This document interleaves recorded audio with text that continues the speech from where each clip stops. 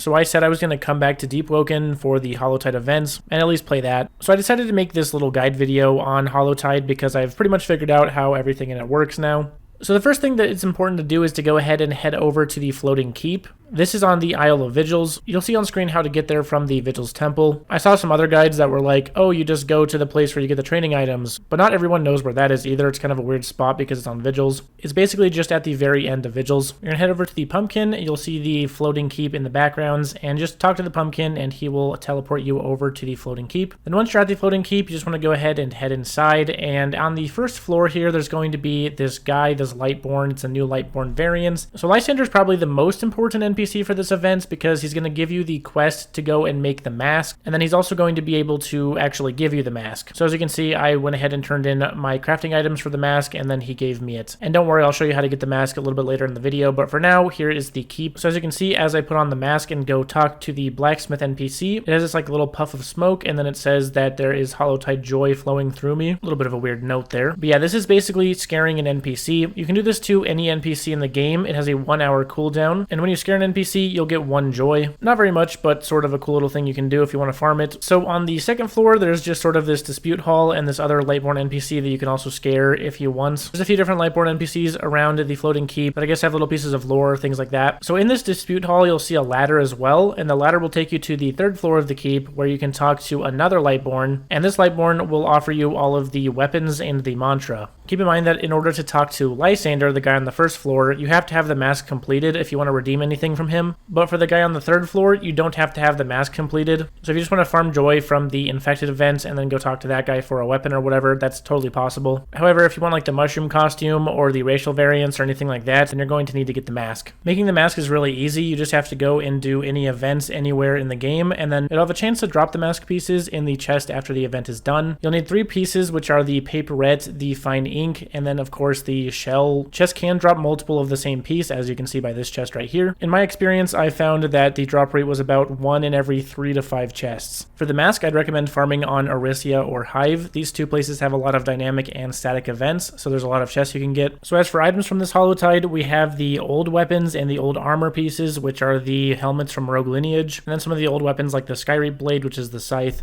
But Hallowtide 2023 actually brought us some new weapons as well. These will cost you 100 joy if you want to redeem them. There's a new spear, new fist, new greataxe. These weapons look really, really good, by the way, and some of them have like light effects and things like that, so that's pretty cool. Now, important note here, I would not recommend using your joy to redeem weapons or armor because those can actually drop from the infected event that I'm about to show you. So I think using your joy to redeem the weapons is a little bit of a waste. I actually also got a mushroom costume from the infected event, so I would not recommend redeeming that either. You cannot drop the Hallowtide weapons. You can drop the mask pieces though. The only way to move a Hallowtide weapon between characters is to pass it down. So for the infected event, the way that you're going to want to enter it is by going into one of these orange portals. You can find these little crypts all over on different islands and things like that. You'll either get teleported or it'll give you a dialogue that the trial is already in progress. Now the event, it doesn't take very long to complete, so you can go ahead and just sort of camp the portal and keep going into it every now and then, and eventually you'll get transported over. But yeah, that's how you get to the infected events. This event is a lot easier to do solo, so if you are able to get on a server with just yourself or whatever, the event will be a lot easier for you to complete. So to start the event, you just want to interact with the little thing in the middle here, and the way that you know that the event is ready to start is because it turns red. So this event is pretty simple. It's basically just going to spawn these pumpkin mud skippers. Now in the old version of this event, these only took 1 hit to kill, but now they take 2 hits to kill with your M1s, so that's pretty annoying, but your M1s are more accurate now. They made that update as well. So yeah, this event is not super hard to complete, but there's definitely some problems with the hit registration, as you can see on my screen at least, so that can be really annoying and can kind of screw you over sometimes. But yeah, basically you can either try to cheese the event and climb up on one of the walls, or you can just run away from them and sort of spam your M1. Now if you do unfortunately get infected by one of the mud skippers, then you're going to turn into one of them, and you'll get a fist weapon instead of the throwing bombs. At this point you can go and infect other players, but generally speaking, this seems to be sort of a mean thing to do. I haven't really seen very many people actually going around and trying to infect other players, so maybe just be a nice guy and wait for the next event to start. But anyway, after you clear a wave, you'll have a chance to get a chest. The chest can drop all kinds of equipable Hallowtide items, so the only thing I would actually recommend using your joy on would be one of the unequipable items, like the racial variants, for example. Anyway, the event has 10 waves. If you are able to complete all of the waves, then you will get 15 joy, which is equivalent to 15 NPCs, so I'd say that's very worth it. And of course, you're able to get the Hallowtide items from the chests, so I would definitely recommend doing this for joy farming. By the way, as far as I'm aware, this is actually just week 1 of this Hallowtide event, so we might get more Hallowtide content in the future. By the way, quick note, if you unlock the racial variants with your joy, it'll be unlocked on all your slots forever, so you don't really have to unlock that multiple times. But anyway, hopefully this summarizes things and clears some things up about Hallowtide. If you enjoyed the video, be sure to leave a like on it, go ahead and subscribe to the channel for more content, and I'll see you next time.